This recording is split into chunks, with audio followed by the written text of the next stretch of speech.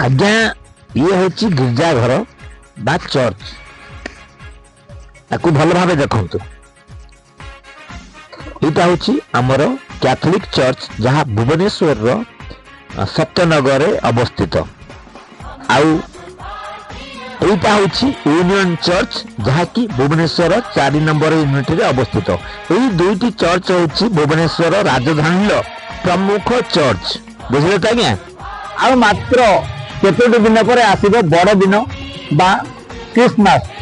आ Christmas day को पूरा विश्व रे सेलिब्रेशन करा जाए। आप मान समस्त जानते ओडिसा रे मध्य किसी कम मात्रा सेलिब्रेशन करा जाएनी सेतिपाई एठी एक नंबर एठी देखंतो फुटपाथ रे बहु वर्ष रे एठी मध्य स्टॉल लागुची सैन्य लागुची अनेक स्थान रे एपल सब स्टॉल लागुची जो ताई उत्साह उद्दीपना सहित जो माने ख्रीष्ट धर्म अवलंबी माने समान तो नेबे ही नेबे ता सहित आमे माने समस्ते फेस्टिवल को सेलिब्रेशन करू से नाना प्रकार सब देखो स्टॉल लगी गलानी आप देखी केते बढ़िया बढ़िया जिनस सब आसुची चलो हम देखा।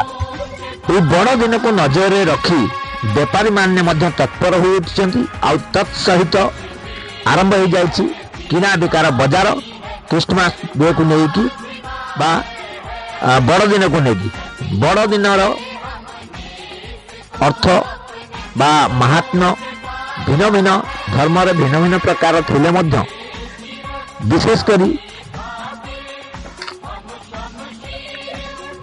प्रभु जीशु का जन्मदिन बोलिकी अनेक विश्वास करती आउ से पर्वर आयोजन चली आपन को देखिली गिरजाघर सजासजी चली 25 तारीख रे फाइनल सबू हम रूपाली छक कहतु सीआरपी स्क्वायर कहतु कन्वेंट स्क्वायर कहतु किंबा कहतु 1 नंबर हाट सबुठी बर्तमान बाजार सरगरम आ बहुत लोक नाना प्रकार रंग बेरंग खेलना सब किणुंट क्रिसमस ट्री किणुंट पिठा पଣା किणुंट जहाँ ख्रीष्ट धर्म अवलंबी मानकर जरूरत थाए देखते के सुंदर सुंदर सब खेलना मिलूँ जार रेट की 50 टंका आरंभ कर 5,000 10,000 12,000 पर्यंत रेट रही। सांता क्लॉज देखो सांता क्लॉज नथिबो ता केबे होई परिबोनी जुआ देखो खाली सांता क्लॉज कथा कहले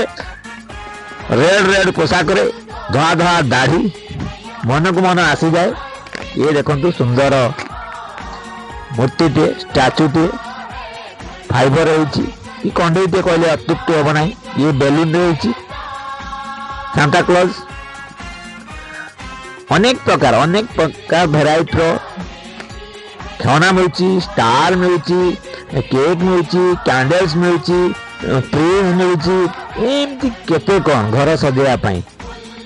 आमर तो हिंदू धर्म 12 मास 13 पर्व कह जाए किंतु वास्तव में अनेक पर्व 13 पर्व नुह आज्ञा केते पर्व किसी लिपिबद्ध अच्छी आउ किसी पालन कराऊँची लिपिबद्ध जदि बा अच्छी लोक मैंने एमती पालन कर किंतु ख्रीष्ट धर्मावलंबी मानकर विशेष करी गुड फ्राइडे आउ बड़ दिन को बहुत धूमधाम रे पालन करा जाय थाए आउ से माने पालन करंती।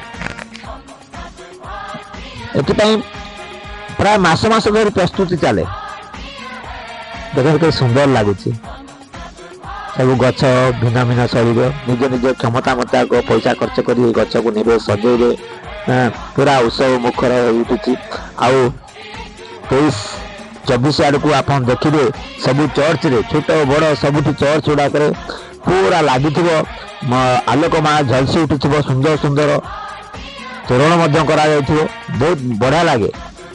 आउ मु तो दिन को बहुत उपभोग करे हे तो मो रीति से जानी कि जाना को चाही ना किंतु मो सबुठी जाए जहाँ खुशी दिए मन को ता मु से जगार सामिल हुए आ मत खुशी दिए मो बुझेनी जे किपरि भाव पालन करिया पड़ो किपरि पालन न करिया पड़ो जो खुशी दिए से तो ये खुशी होती बोली तो एत लोक पालन कर कारण ଯେଉଁମାନେ ସମସ୍ତେ ପାଳନ କରୁଛନ୍ତି ସମସ୍ତେ ଖ୍ରୀଷ୍ଟ ଧର୍ମାବଲମ୍ବୀ ଲୋକ ନୁହନ୍ତି। ଆମେ ସାଧାରଣ ଲୋକ ଅନ୍ୟାନ୍ୟ ଧର୍ମର, କିନ୍ତୁ ଭଲ ଲାଗୁଛି ପାଳନ କରୁଛୁ। ଯେମିତି ଦିୱାଲି ସବୁ ଧର୍ମ ଲୋକ ପୁରା ପାଳନ କରୁଛନ୍ତି, ଖୁସି ଲାଗୁଛି ପାଳନ କରୁଛନ୍ତି। ସେମିତି ଧରା ବନ୍ଧା ନାହିଁ ଯେ ଏଇ ଧର୍ମ ଲୋକ ହିଁ ପାଳନ କରିବେ। ଯାହାର ଇଚ୍ଛା ହେଲା ସେ ପାଳନ କରିବ ଆଉ କରୁଛନ୍ତି। ଆଉ ସେଇ ସ୍ୱତନ୍ତ୍ରତା ମଧ୍ୟ ରହିବା ଦରକାର ଭାରତରେ ବିଶେଷ କରି।